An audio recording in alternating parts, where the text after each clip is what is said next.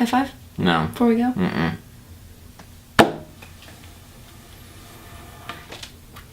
See all that sweat? I got nothing. Hey you guys, and welcome to the Matador Express. My name is Alexa Boutwell, sports editor for the Daily Toreador. I'm Michael Cantu, opinions editor for the Daily Toreador. There you go. We're going to start off with some Red Raider volleyball. Tech had a strong start to their season. However, they recently fell to number 4 Texas 3-0 on Wednesday. It was a rough one for the Red Raiders, which put them on a one-match losing streak. Tech is now 2-5 in conference play and is tied for 5th in the conference. The Red Raiders will look to bounce back as they host Oklahoma at 6 p.m. on Wednesday, November 8th in the United Supermarkets Arena. Now, Michael, what do you think your prediction is for Oklahoma? Well, you know, honestly, on the last loss, it killed a lot of their spirit, to be honest with you. They had a lot of momentum going in. I'm not quite positive that, you can really... You're either going to bounce off of that with, a chip on your shoulder, you're ready to go, or you're just going to still be kind of hazy from all that type of fog. So, I don't know. Well, I think since we're playing at home and we did face one of the top-ranked teams in their own house, I think that we should come out on top against Oklahoma. That's just my opinion. But now on to some soccer. The Red Raiders currently have a record of 8-6-1 and are on a 4-game losing streak after recently falling to number 25 Oklahoma State 1-0 last Friday. They will now look for redemption as they hit the road to face West Virginia at 4 p.m. Thursday, October 19th in Morgantown, West Virginia. Yep. Also, the DT caught up with senior defender Rebecca O'Brien and discussed her 4 years here at Tech and her plans for life after college soccer. So be sure to pick up an article of the Thursday's paper of the Daily Toreador. What does she want to do after college soccer? She actually wants to go and play professionally, but if not, she wants to help with human trafficking victims. It's an interesting dynamic. Yeah, it is. So congrats to you, O'Brien. It's a very, very modest career. Now on to some men's basketball. The Red Raiders recently held their media day on Wednesday in the USA as Tech coach Chris Beard addressed the chemistry between the upperclassmen and new faces on the roster. At media day, Beard said he likes the chemistry between the newcomers and returning players and also wants his seniors to go out with a bang. A big bang. Now, I covered basketball last season. I don't know about you and all your sports knowledge, but what are your predictions for the season? They didn't make the Big 12 tournament. They didn't make the NCAA tournament. They have 4 seniors, some great upperclassmen. What are your predictions, Michael? I think this year as a whole, they're still, with a pretty young coach, and it's a pretty young team overall. I don't know if they'll be able to, get their head in the game in that situation. This is Beard's second year as the head coach there, which does kind of give him a little bit more leverage than he had last year. But I still feel if you have that many seniors, you're still reeling off the loss of Tubby Smith. Yes, that is still correct. kind of have that mindset of what used to be in the past. So I'm not quite positive that they'll be able to make it as far as a lot of people would like them to.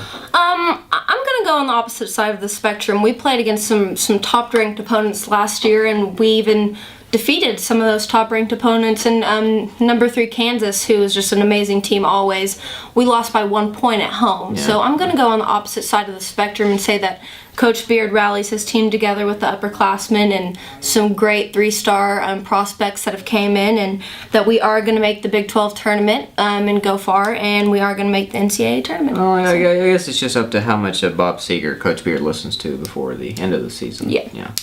All right, on to some Texas Tech football. After blowing out Kansas and earning the number 24 ranking in the nation, Tech recently fell to West Virginia 46-35 last Saturday and are now unranked. The Red Raiders now have an overall record of 4-2, a home record of 2-1, and a conference record of 1-2.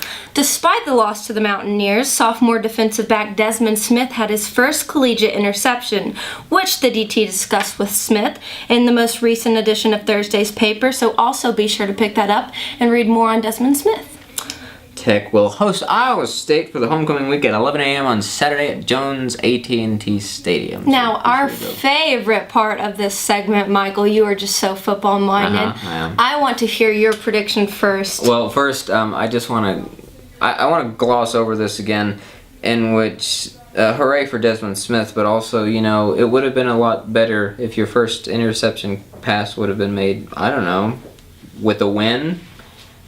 You can't. It's not an unlikely story for the Red Raiders to want to continue a winning season if they can achieve that from now on. If they're going to continue to play the way they have. We can both agree our defense is much better this season. I'll give you that much. Our defense is much better this season, and we barely fell to West Virginia. But Iowa State has been dominating the Big 12 Conference lately. We did not barely lose to West Virginia, though. I mean, it was a clear and cut. It should have been us. It should have been the Red Raiders. It should have. And you come to the beginning. Second half. You come to the second half. You come to 2 minutes left in the fourth quarter, and you just fall short. And you still have an option to win it, and you don't. Whose fault is that? Well, I will say, Coach Kingsbury did put some of the blame on himself, and said that some of the play calls were unfortunate. So we can put a little bit of the blame on. He put some of the blame on himself, which is respectable. But Iowa State is just a powerhouse in the Big 12. They're so underrated. They have just been dominating. I'm not sure how they're not ranked nationally at this point. But unfortunately, even though it is homecoming, even though we are at home, I just don't see us pulling this one out. I don't think they have that leverage also to go with it. And so I'm going to predict. We'll go, let's be modest, 35-14. 35-14? Tech loses. I'm going to say we're going to go, we'll be a little bit closer with them. I'm not going to go as low to say we're only going to score 2 touchdowns because we do have some assets in TJ Vasher, Dylan Cantrell, Trey King, Desmond Nisby. These are some great offensive guys. It's all about Shimonik calling the right plays and Kingsbury and them all being on the same here's page. my prediction also. I think by the first end of the first quarter, we'll be up 7-0. By halftime, we'll be up 14-0. By the third quarter, we'll be up 14-7. And then by the end of the game, we'll lose 35-14 because that's just the way we do things around this house. Well, there you have it, Red Raider fans. Michael Cantu, the expert here, just gave you a play-by-play of what's going to happen on Saturday. This is exactly what's going to happen. And, we're going to have 2 very sad homecoming king and queens because, they lost at home during homecoming. So it might be an unfortunate day. Congrats, Cliff. You made them sad. Well, that's all we have for this episode of the Matador Express. Again, I'm Alexa Boutwell. I'm Michael Cantu. And stay tuned for more things on Tech Athletics.